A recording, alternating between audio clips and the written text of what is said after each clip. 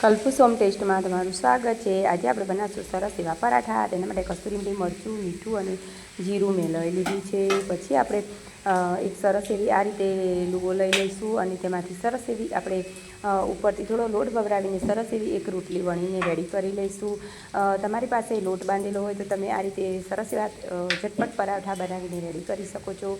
મેં રોટલી બનાવી લીધી છે। પછી બધા મસાલાને આપણે સરસ એવા રોટલી પર નાખી લઈશું અને તમારે કસ્તુરી મેથીને થોડી એવી મસળી દેવાની।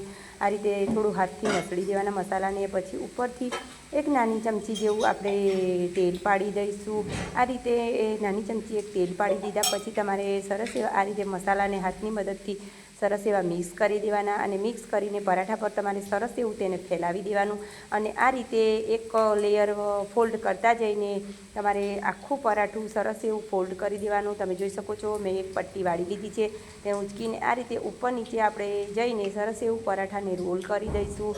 રોલ થઈ ગયા પછી પરાઠાને આપણે થોડો એવો ઉપરથી કોરો લોટ ભભરાવી દઈશું અને પરાઠાને સરસ એવું આપણે વણી લઈશું। તમારે આ રીતે સરસ એવા પરાઠા બનાવી લેવાના। તમે જોઈ શકો છો મસ્ત મજાનું મેં પરાઠું વણી લીધું છે। તમે શાક ન હોય તો આ પરાઠાને એમને એમ દહીં જોડે પણ ખાઈ શકો છો। મારી તવી પણ સરસ એવી ગરમ થઈ ગઈ છે। પછી આપણે પરાઠાને સરસ એવું બંને બાજુ તેલ કાં તો ઘી લગાવીને ગોલ્ડન બ્રાઉન થાય ત્યાં સુધી આપણે શેકી લઈશું।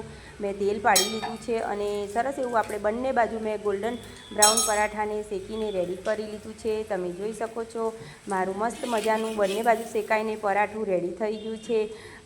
મસ્ત મજાનું આપણું પરાઠું બનીને રેડી થઈ ગયું છે। તમને મારી આ રેસીપી ગમતી હોય તો મારી ચેનલ લાઈક કરજો, સબસ્ક્રાઈબ કરજો અને શેર કરજો। તમારો ધન્યવાદ। જય માતાજી।